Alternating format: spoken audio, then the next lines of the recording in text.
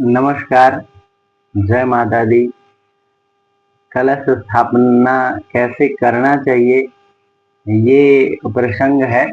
तो कलश स्थापना करने के लिए सर्वप्रथम तो आप अगर स्वतः करना चाह रहे हैं 9 दिन का कलश स्थापन, तो अगर जानते हैं तब तो अच्छी बात है, नहीं तो किसी ब्राह्मण के द्वारा अवश्य कलश स्थापना करवाना चाहिए। या फिर आजकल यूट्यूब चैनल पे बहुत सारी सुविधाएं हैं, तरह तरह के पंडित जी लोग उपलब्ध हैं जो कलश स्थापन की सविधियां बताते हैं विधियों के साथ।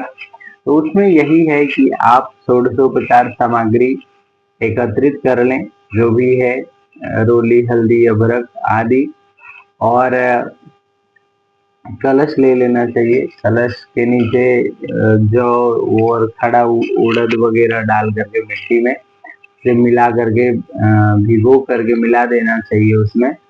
और फिर कलश स्थापना का जो समय है तो उसे भली भांति गौरी गणेश जी का बना करके और कलश में जल वगैरह भर करके ऊपर नारियल रख करके और पूर्वा जो होता है दोनिया, उसमें नारियल रख करके और स्थापित करना चाहिए।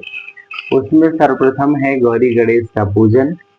तो गौरी गणेश के पूजन में पहले गौरी जी का आवाहन है, फिर पंचामृत स्नान है, फिर स्नान है, और स्नान के बाद वस्त्र आदि है, फिर चंदन है, अक्षत चढ़ाना चाहिए। अक्षत चढ़ाने के पश्चात है फूल, नाना परिमल द्रव्य है, उसके बाद जो रोली, अबीर, अभ्रक आदि है, फिर सुगंधित द्रव्य चढ़ाते हैं, इत्र वगैरह, फिर धूप दीप नैवेद्य दिखाते हैं, और नैवेद्य यानी भोग प्रसाद जो अपनी श्रद्धा शक्ति सामर्थ्य के अनुसार उपस्थित हो भगवान को समर्पित करते हैं। और नैवेद्य के बाद है चंदनानुलेपनम है, अगुम सुनाते, अगुम शुहु, इससे करके गंधा अनुलेपन करते हैं। और इसके बाद फिर है विशेषार्घ है, मंत्र पुष्पांजलि है, और फिर प्रार्थना है।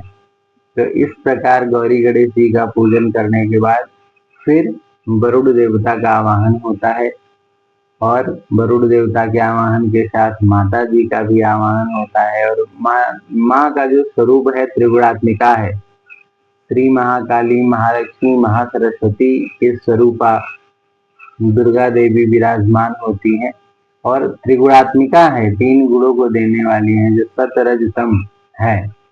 तो इन तीनों के स्वरूप में श्री महाकाली, महालक्ष्मी और महासरस्वती हैं। और इस प्रकार इनका आवाहन करना चाहिए, पूजन करना चाहिए। आवाहन के मंत्र भी हैं।